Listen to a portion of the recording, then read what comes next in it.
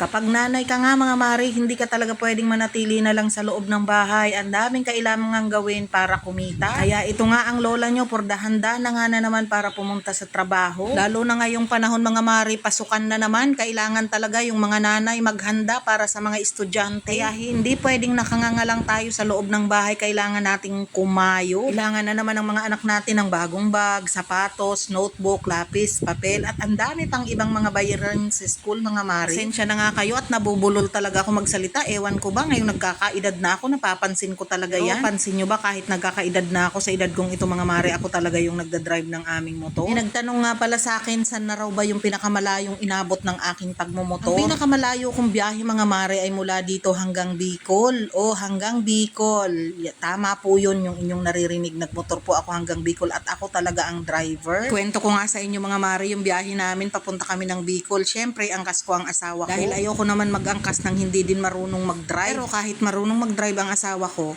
ako talaga yung nagda-drive. Yung haba ng kalsada na yan, 13 hours na biniyahe namin, ako talaga yung nag-drive hanggang Bicol mga mari. Tapos kapag may madadaanan nga kaming magandang view, kakahuyan, talagang humihinto kami. Doon kami nagpapahinga. Kapag may kainan, kakain na lang. Kaya hindi mo naman masyadong ramdam yung pagod. Kasi kapag naramdaman mo na yung konting pagod, magpapahinga na tayo mga mari. Kaya nga inabot ako ng 13 oras sa biyahe. Nga nung nagtanong, bakit kasi kailangang magmotor kayo? Wala ba kayong pamasahe papunta ng Bicol? Siyempre mga mari, kaya namang mamasahe. Pero mas tipid talaga kung nakamotor ka. Kasi ang isa dyan mga mari, kapag nagkarating ka na dun sa paroroonan mo, meron kang service kahit saan ka umikot. Meron kang motor, hindi ka na mamamasahe at hindi ka mahirapang maglakad kahit saan ka pumunta. Ang laking katipiran kapag may motor ka mga mari.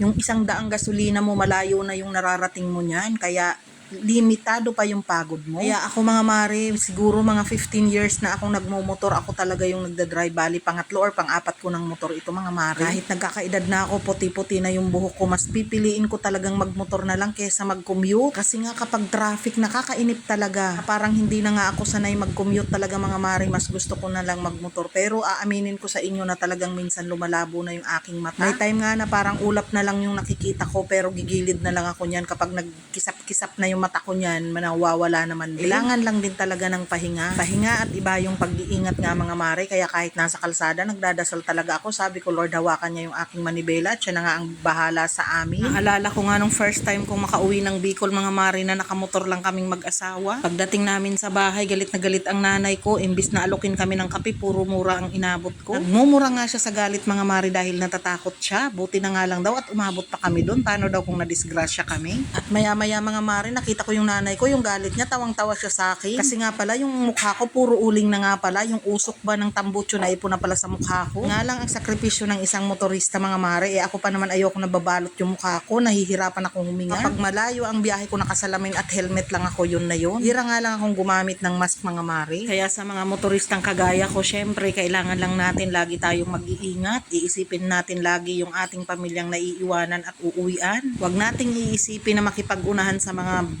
nakikita nating sasakyan, kasi unang-una ang isipin natin, hindi naman natin sila kasama. Kaya hayaan nga natin silang mauna. Ganun nga ang mindset ko mga mare, kasi dati nakipag-unahan din ako, pero para na lang may kumalabit sa akin, kaya binagalang ko ulit. Kasi nga mga mare, ang naisip ko, hindi ko naman sila kasama, bakit ko nga ba sila hahabulin? Kaya ayan yung kwento ng aking pagmumotor mga mare. Sa mahigit 15 taon na ako ay nagmumotor, talagang halos hindi ko na nga alam ang pamasahe. Halos hindi ko na rin alam yung mga terminal, kung saan na nga hihinto at saan na yung sakayan. Minsan na lang talaga ako nakakapag-commute. Kaya ayan mga mare, paano hanggang dito na muna yung aking kwento. Bukas ulit, follow for more.